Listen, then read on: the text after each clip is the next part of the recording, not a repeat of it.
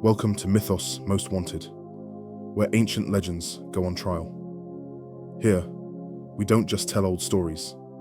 We dig up cold cases buried in sacred texts, forgotten temples, and whispers of eternity.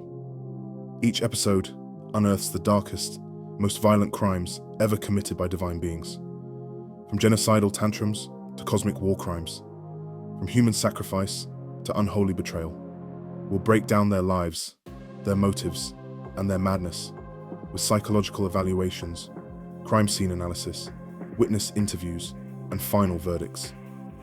Because here, mythology isn't worshipped, it's interrogated.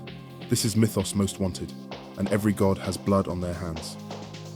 Today we tell a story about Lamia, the cruel and deliberate evil, one that lures with beauty and feeds on desire.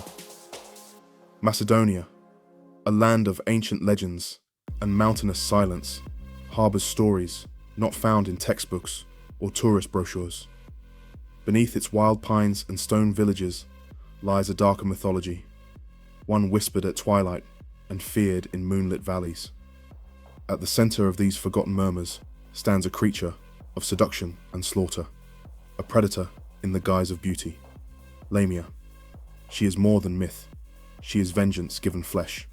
The Greeks feared her. The Slavs renamed her. The Ottomans buried her name in hexes and charms.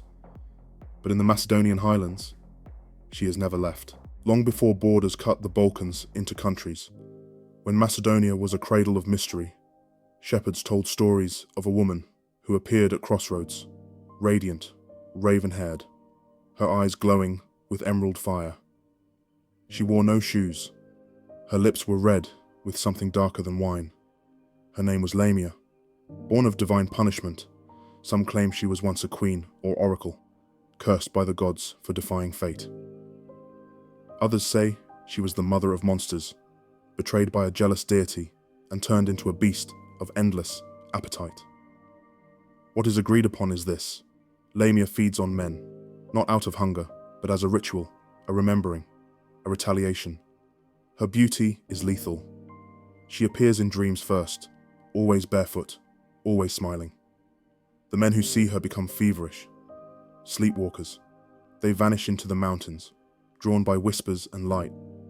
What is left behind are stories, teeth marks, and bodies drained of blood with expressions of orgasmic terror. Her method is meticulous, her cruelty divine.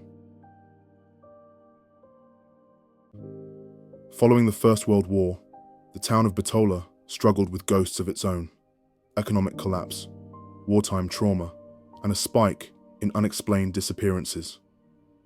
17 men, all soldiers, priests, or scholars, vanished without struggle.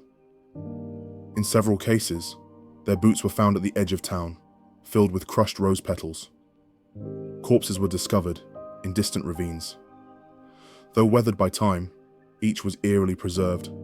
No blood, no rot, no sign of decay. Just 2 perfect puncture wounds on the chest, and a strange residue, like perfume, on the skin. Part of the medical examiner report in 1921 reads, "The subject, male, age 34, exhibits no signs of decomposition, despite 3 weeks in open air. Organs appear drained.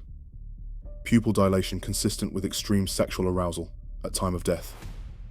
Cause, massive heart failure. But why is he smiling? Locals were warned to avoid strange women at crossroads. A curfew was imposed. The name Lamia returned, first as a joke, then as a prayer. In 1947, a young resistance fighter named Ilya survived an encounter in the Pelista mountain range. What he witnessed shattered his mind, and yet his statement, recorded during a psychiatric evaluation, remains the most detailed account we have. From Ilya Stanoyevic's transcript excerpt, she was standing in the snow barefoot. No breath came from her mouth, but I felt heat in my chest. She didn't speak, not aloud. Her eyes told me everything. She was older than Macedonia, older than time.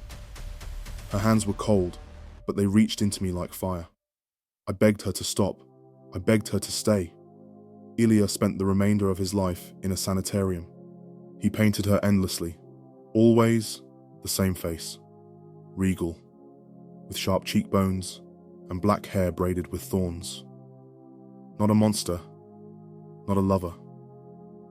Something between.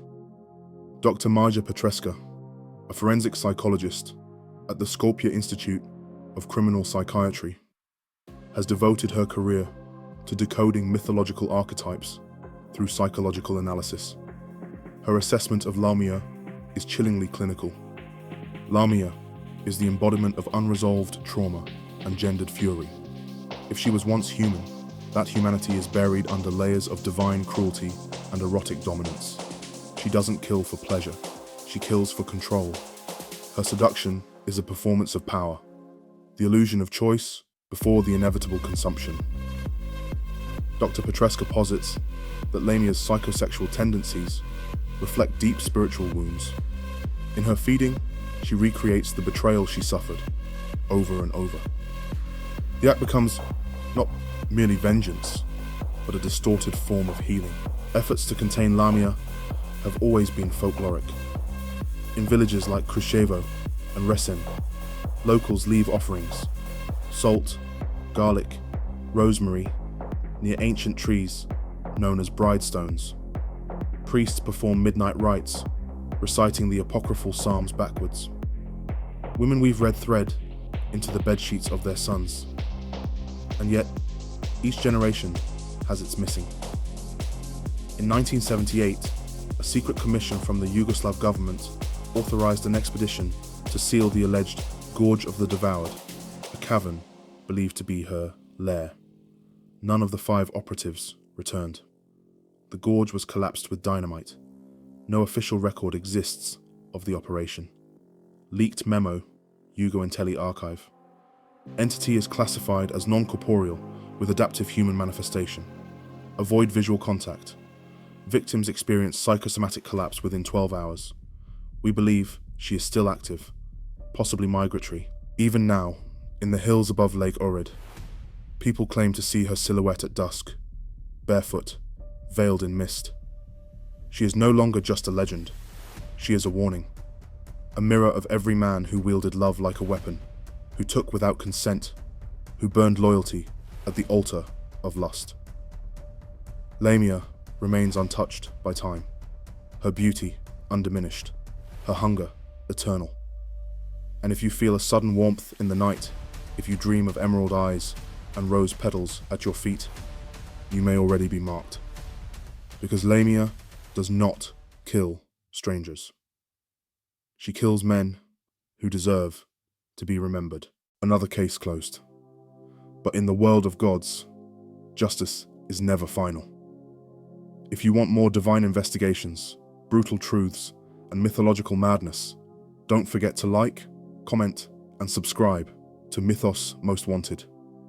Your voice helps echo justice across the ages. And trust us, there are darker gods still waiting to be exposed. This is Mythos Most Wanted. See you in the next case file.